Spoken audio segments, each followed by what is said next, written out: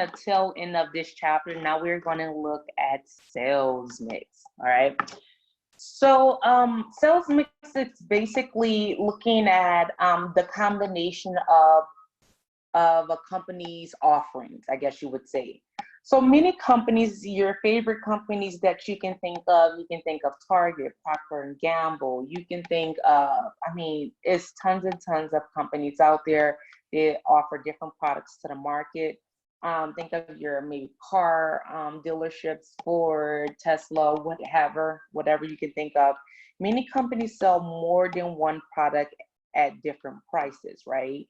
And so, again, if I'm going with Procter and Gamble, you have your Tide and Gain and things of that nature, right? They all sell different products.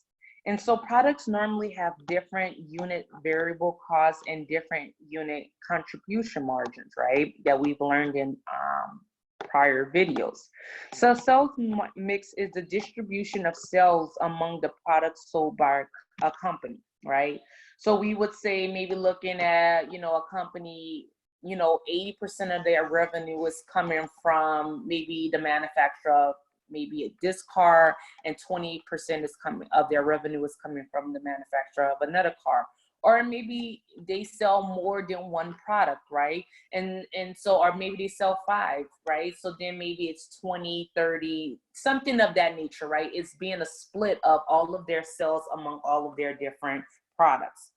So like we did in the prior videos, we can also do a break-even analysis for a sales mix, right?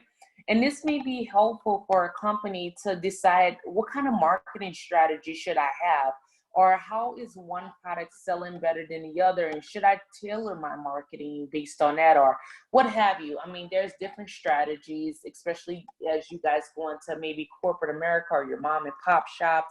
It's different strategies, different marketing approaches that you can use.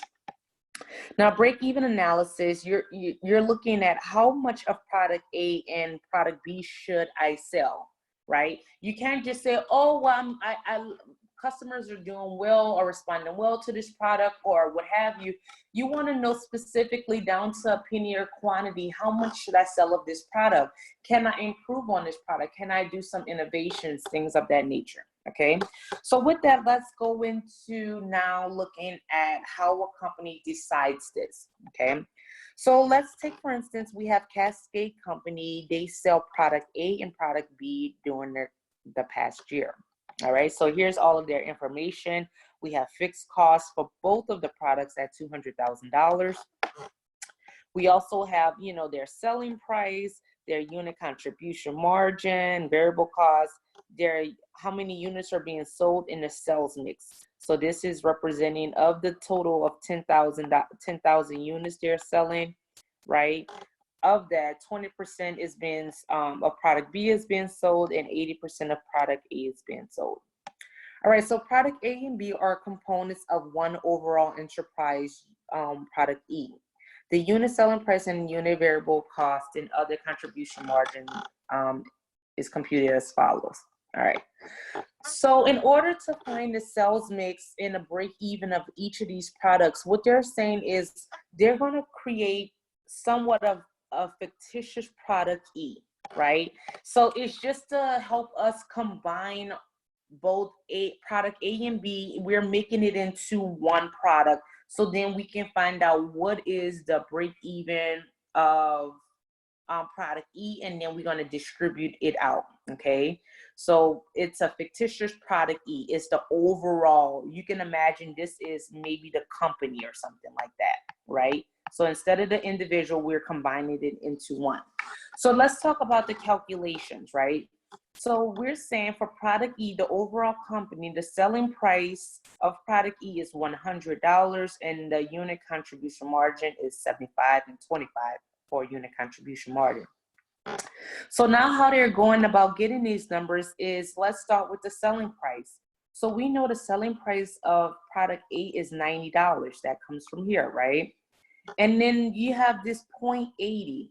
What is 0.80 is representing, or is representative of the sales mix, the 80% of how much they sell of this product in connection to the overall amount of product they sell, which we've already established as 10,000 units, right?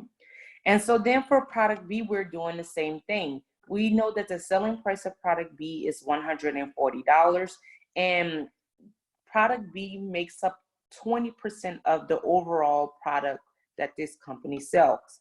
And so if we combine both of them together, remember this is going to represent 100% of all of the products they sell. That's how we come up with the selling price, right? 80 plus 20 is 100%.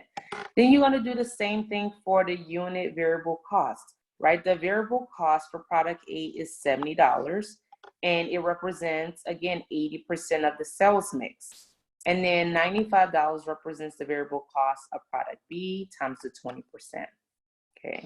And then from here, you can do the same thing for your unit contribution margin, your unit contribution margin. So that's 20 here, and it represents 80%. And then the unit contribution margin for B is 45, and it makes up 20%. Okay. Now from here, we're going to now, since we know the break even for the entire company's product, or for product A and B that we've made for product, which is product E, now we're going to find out what is the break even for both of these products, or for product E, and then we're going to divide it out. So stick with me for a second. It will all make sense in a second, okay? So our fixed cost, again, goes back to here. We have established that our fixed cost for both product A and B, no matter what, is $200,000. Now, our unit contribution margin comes from the combination of both product A and B, which was E, right? It's $25. So we're saying that break even for both product A and B is 8,000 units. Now we're going to divvy up, what does that mean? What is really the break even for product A, and what is the break even for product B? Now the way we're going to do that is based on the sales mix. Is based on the sales mix, right? Now from here, if we know the break even for product A and B is 8,000, now we want to know specifically what is the break even for product A and what's the break even for product B. So the way we do that is product A, their sales mix is 80%, right? So it's gonna, that 8,000 is gonna, we're gonna do 8,000 times the 80%. I got it a little backwards, but that's okay. Okay. So once I do this calculation, if I did 8,000 times the 80%, we're saying that of this 8,000, $6,400 is the break even for product A. And then since product B represents 20% of the sales mix, we're going to do, the 8,000 times the 20%, right? And that's going to be our break even for product B. And that comes out to 1,600 or 1,600. Okay.